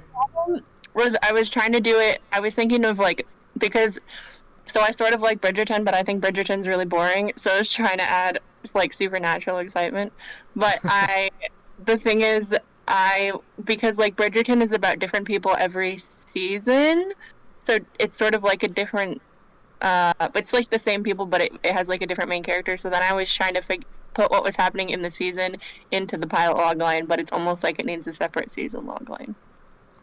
Okay. Yeah, I mean, just in terms of writing pilots, so, like, for the most part, you're not going to get, since we're not going to get to write more episodes, you're not going to be able to fulfill that basic promise of multiple premises in the same show.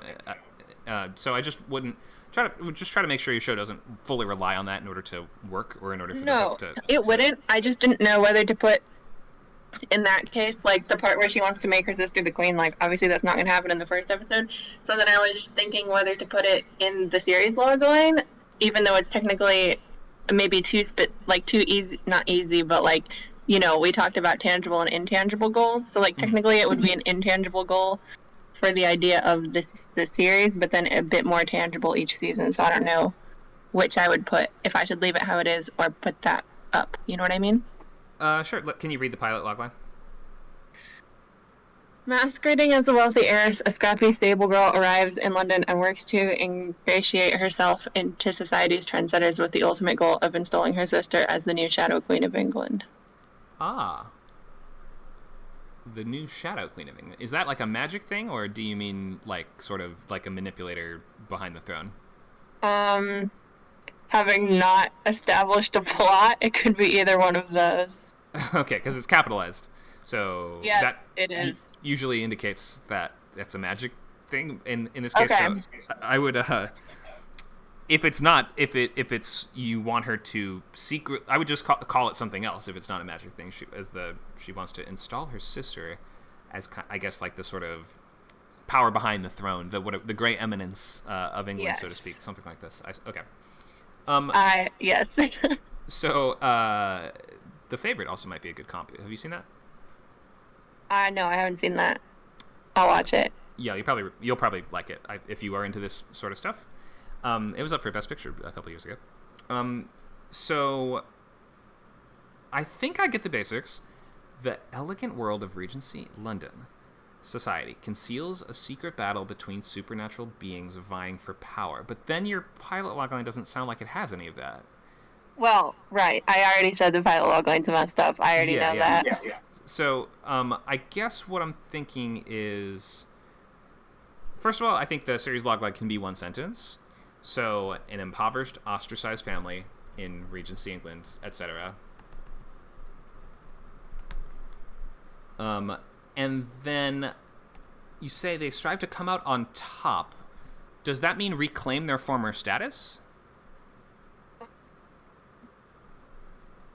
I guess my thought was like, maybe in the past, like, there was a really clear path, like, of heirs and power, and, you know, sometimes it goes bad when there's sort of not an heir left, and so these people are very much, like, out of society, but they think that, like, through blood, maybe in a convoluted way, they have a legitimate claim, maybe, to be in charge.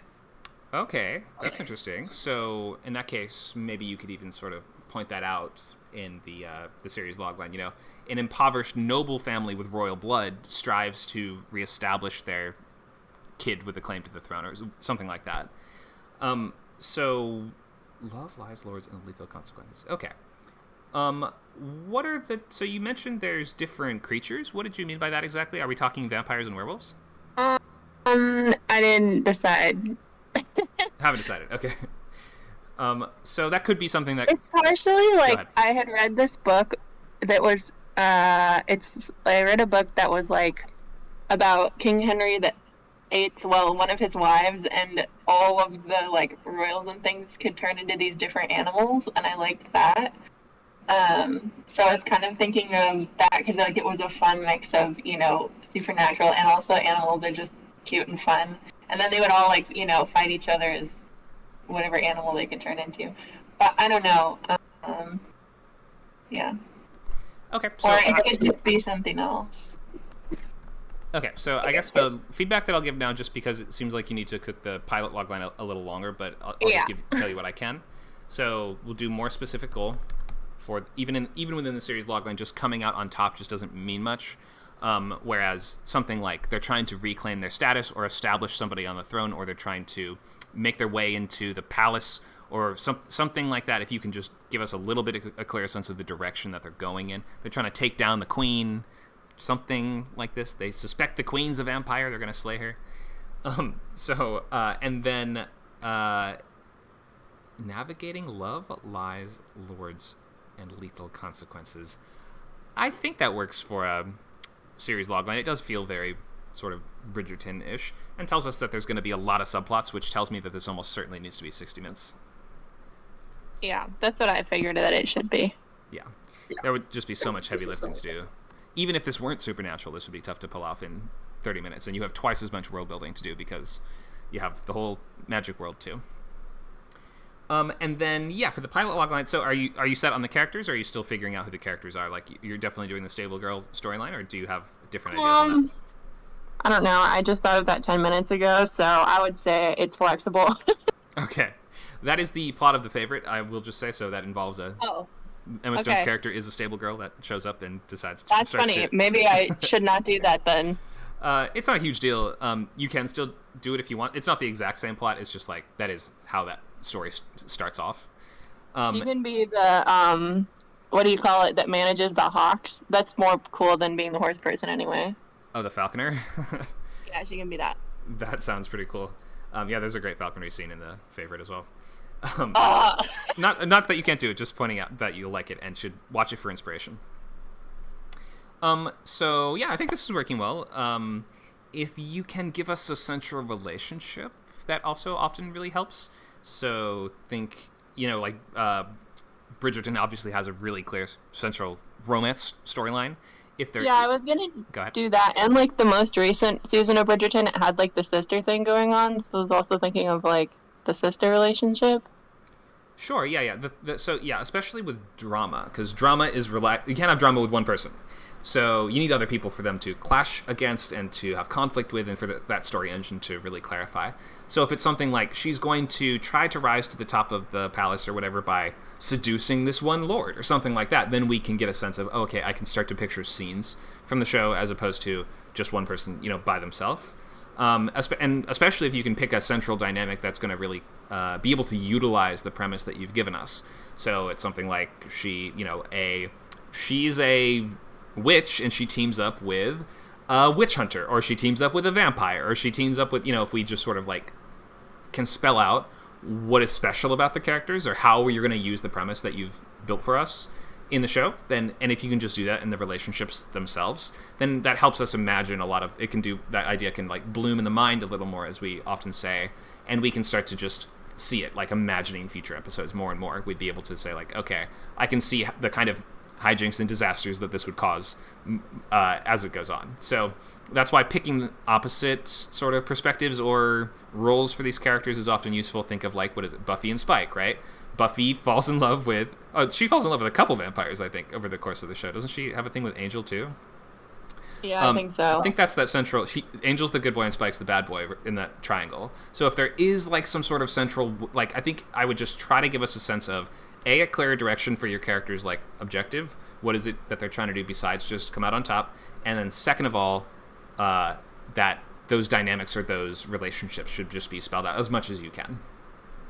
So what about, like I said, it's sort of like the season-ish goal of making her sister some kind of place in power. Should I put that in the pilot logline, the series logline, or none of the above? I think that sounds... I would do the series logline for that. And then the pilot logline, you have to tell us what is the first step, what is the first objective in order to do that. So, Okay. like the, first we have to just get a job at the palace. Or it could be first, and we're going to do that by seducing this guy. Or it could be like, we're going to try to, you have to find a way to get your character to win somebody's favor, or they need to put on a dance, or they need to just like give her a more specific objective that would be accomplished by the end of that episode, that would then set her off on the course to be able to accomplish the goal that was listed out in the series logline. Okay. Thanks. Nope, no problem. Does this all work? Make sense? Any questions? It makes sense. It doesn't work yet, but I'm going to make it work, and I don't have any questions. Thank you. Okay. Sure, no problem. Thank you. Sounds cool. I would watch this, just so you know.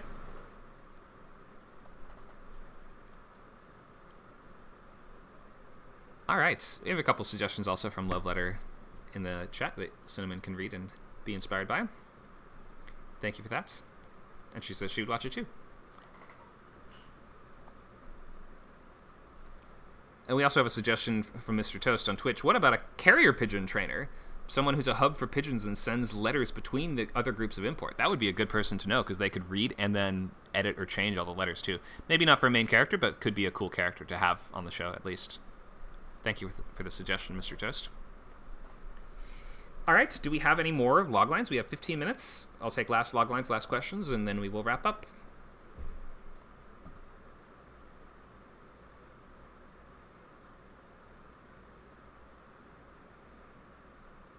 Cinnamon says, tell Mr. Toast I really like the idea. It sounds fun, quirky, and interesting. All right, the pigeon guy.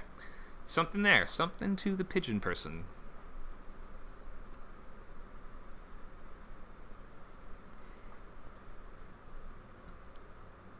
I don't see any other log lines posted, but we'll take last questions. Oh, Love Letter before said she accidentally hit airplane mode on her phone, which is why she was not responding at the end there. No problem.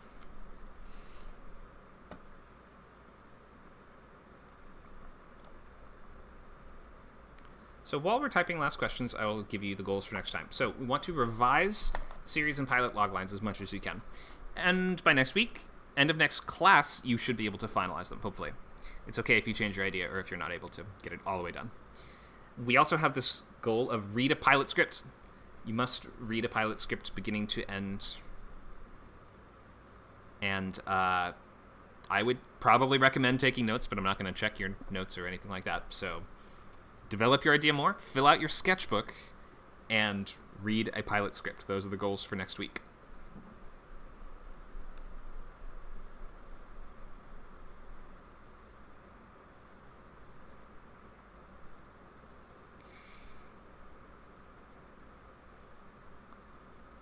All right. If there's no more questions or log lines, Love Letter says, this was so fun. Thank you so much for coming, and it was great to have you. We'll look forward to seeing you back next week. Looks like one more person's typing, so I'll just check that message, but we will remind you, if you want to participate past the free classes, sign up at scriptcamp.net. You can sign up for unlimited membership for just $29 a month. Includes every class on every server, so you don't have to sign up for individual servers separately. One subscription gives you access to classes on WordCamp, FilmCamp, CodeCamp, TuneCamp, Creator, Design, and LingoCamp with nearly 100 hours of events every single month, exclusive chat channels, video library of all the recorded classes, huge discounts off consultations and proofreads, and you get coins every month that you can use on readings of your work to get the community together and get that extra feedback from everyone. Okay, so looks like we have no questions left, so we're going to wrap up now. Thank you guys so much for coming. We hope to see you guys next week, Friday, September 29th, for more of this series. And we have plenty of other classes going on too, like Novel Bootcamp that's currently ongoing. That's going to be tomorrow from 12 to 2 Pacific time on WordCamp, so come back for that. And we'll do lots more outlining over the next couple weeks, and we'll start that book at the end of the month. We have Feature Bootcamp that is going to be on our moving to the Sunday 10 to noon time slot very soon as well. All right, thank you so much, guys. Hope to see you guys soon at your next Script Camp class, workshop, or event. Hope you have a great rest of your night. I'll just leave you on the list of upcoming free classes. Whoop, there we go. Hope to see you at one of these soon. Thanks, guys.